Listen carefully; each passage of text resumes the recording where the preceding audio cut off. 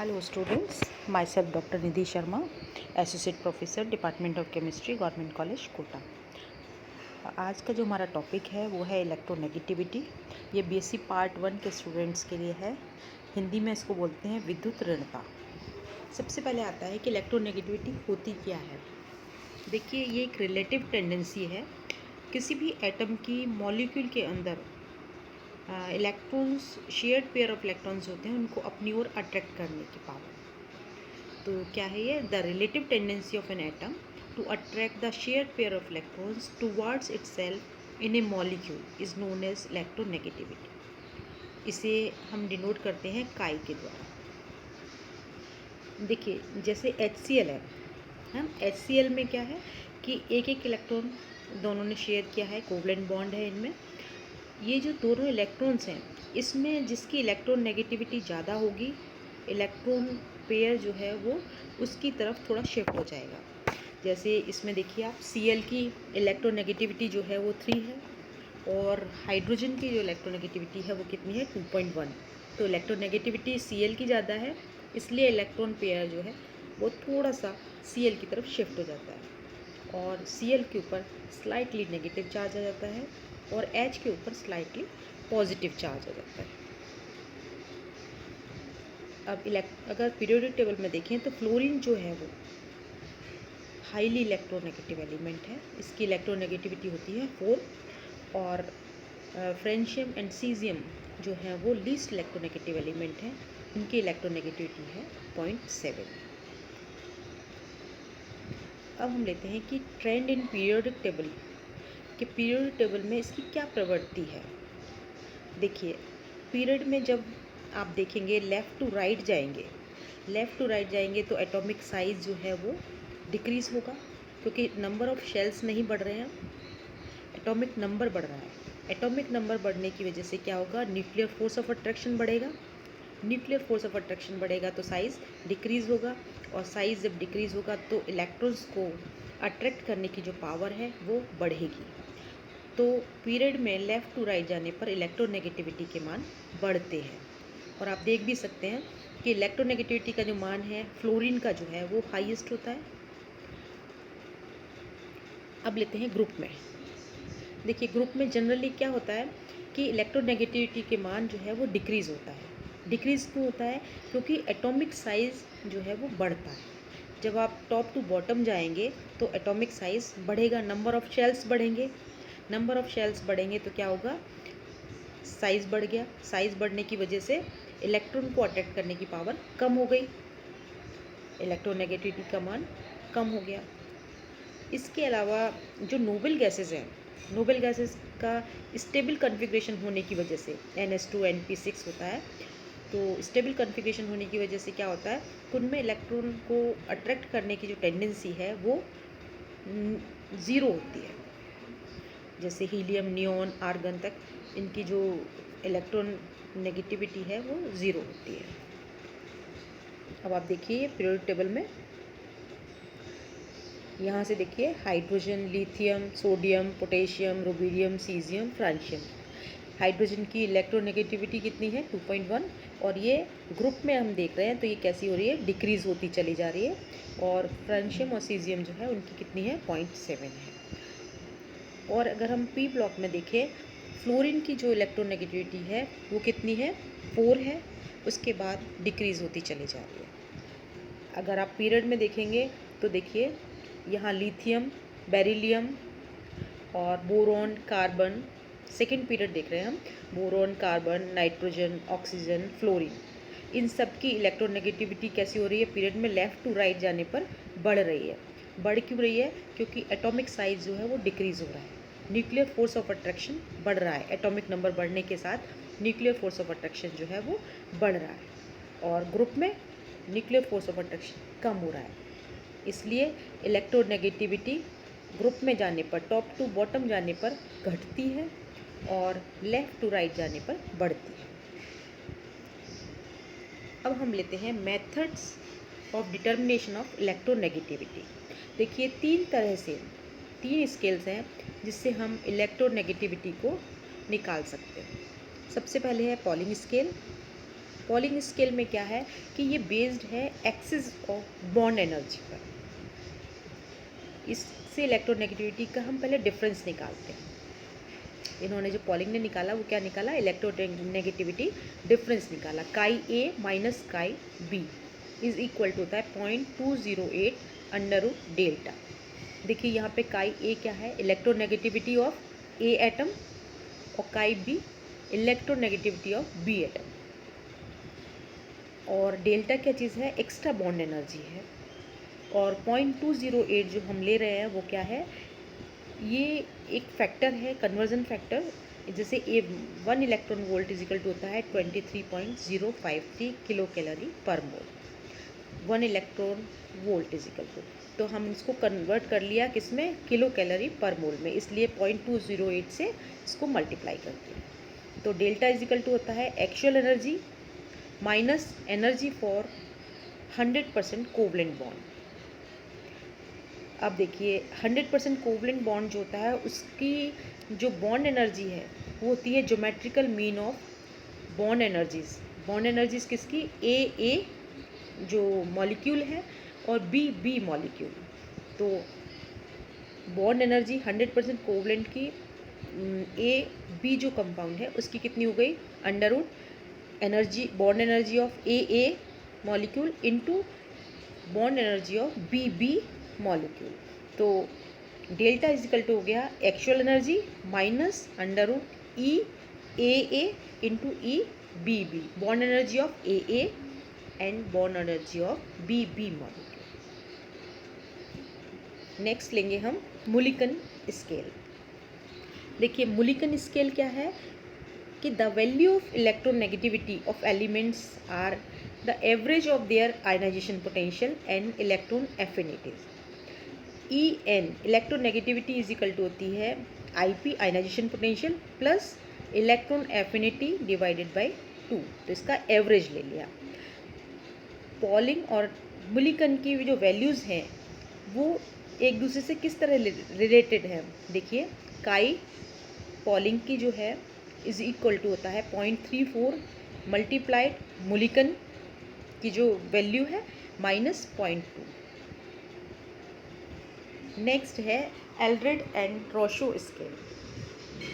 एल्ड्रेड and रोशो scale जो है उसमें इलेक्ट्रोनेगेटिविटी जो निकाली है वो इफ़ेक्टिव न्यूक्लियर चार्ज की हेल्प से निकाली है। तो इलेक्ट्रोनेगेटिविटी इज इक्वल टू है 0.744 plus 0.359 Z effective upon R square. R यहाँ पर क्या है, कोवलेंट रेडियाई है। अब हम नेक्स्ट लेंगे फैक्टर्स अफेक्टिंग इलेक्ट्रोनेगेटिविटी। ऐसे कौन से फैक्टर्स हैं जो इलेक्ट्रोनेगेटिविटी को प्रभावित करते हैं। देखिए सबसे पहले है एटॉमिक साइज़। जैसे जैसे एटॉमिक साइज़ बढ़ेगा इलेक्ट्रोनेगेटिविटी का मान कम होगा, और हम ये देख भी चुके हैं ग्रुप में, जैसे जैसे एटॉमिक साइज़ का मान बढ़ता है, एटॉमिक साइज़ बढ़ता है, इलेक्ट्रोनेगेटिविटी का मान कम हो जाता है। इलेक्ट्रोनेगेटिविटी जो है वो एटॉमिक साइज़ के इन्वर्सली प्रोपोर्शनल होती है।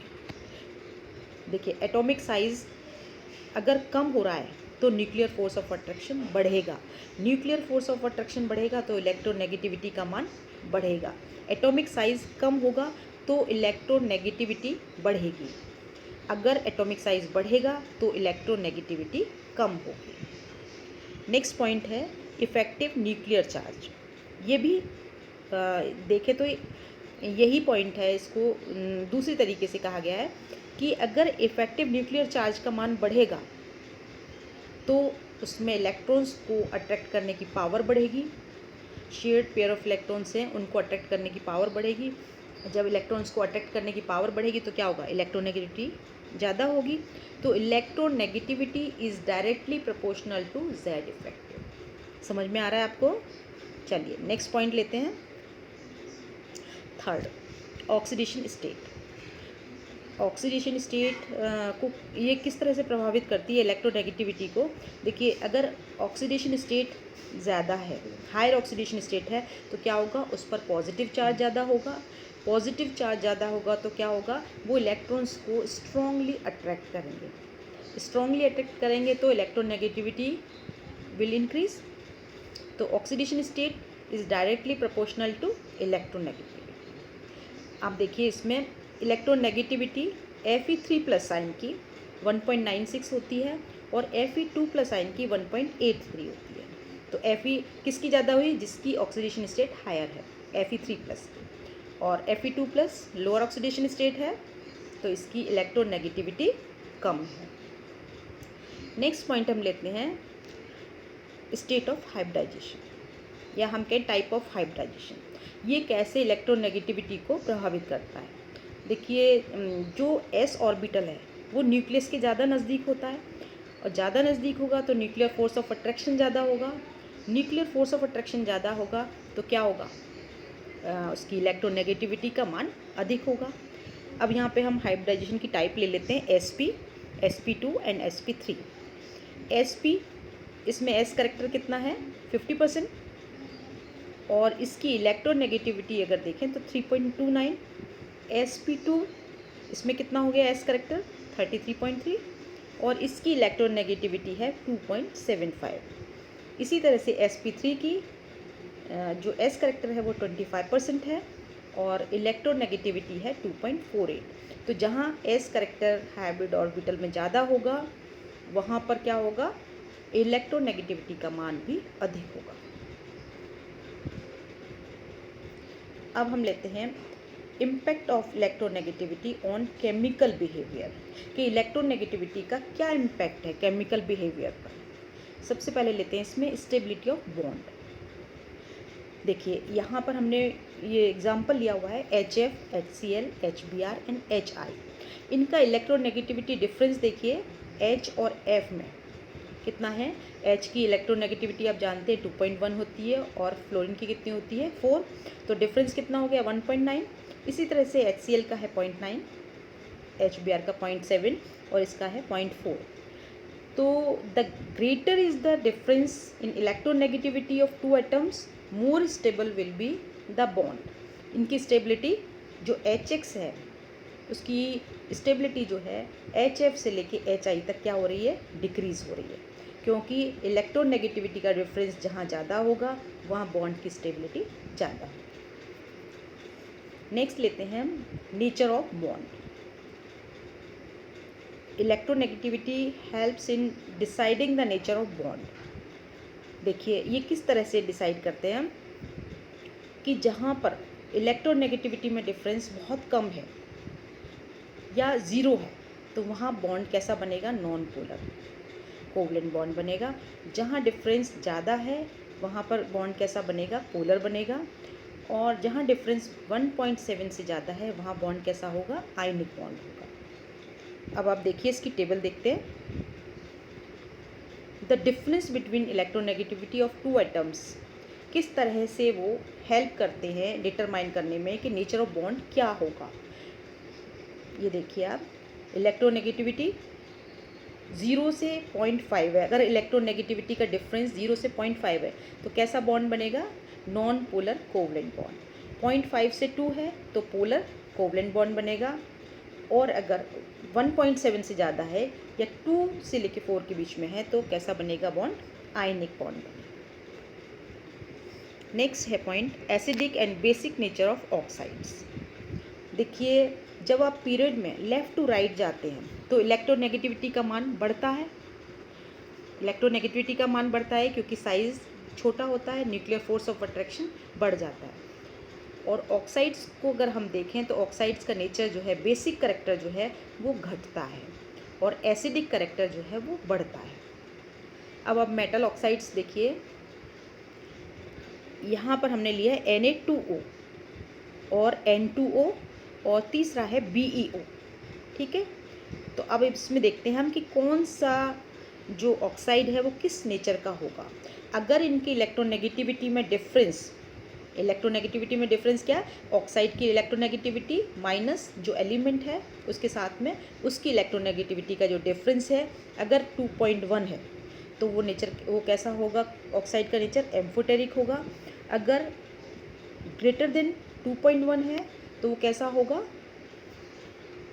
एसिडिक होगा। अगर लेस देन 2.1 है तो एसिडिक होगा, और ग्रेटर देन 2.1 है तो कैसा नेचर होगा, बेसिक होगा। अब आप देखिए यहाँ पर Na2O, तो इसका नेचर कैसा है, बेसिक। बेसिक क्यों है कि सोडियम की जो इलेक्ट्रोनेगेटिविटी है 0.9 है, ऑक्सीजन की इलेक्ट्रोनेगेटिविटी कितनी है, 3.5 है। इनका जो डिफरेंस हुआ वो कितना हो गया, 2.6। अब 2.6 किस रेंज में आ गया, ग्रेटर देन 2.1। नेचर कैसा हो गया इसका, बेसिक। N2O, N2O, N की जो इलेक्ट्रोनेगेटिविटी है वो 3 है, ऑक्सीजन की आपको मालूम ही है कितनी है, 3.5। तो डिफरेंस हो गया 0.5 हो गया, तो इसका नेचर कैसा हो गया, लेस देन 2.1, एसिडिक नेचर। इसी तरह से BeO, बेरिलियम की 1.5 है और ऑक्सीजन की 3.5, डिफरेंस 2 और ऑलमोस्ट इक्वल टू 2.1, तो इसका नेचर है एम्फोटेरिक। ठीक है स्टूडेंट, थैंक यू।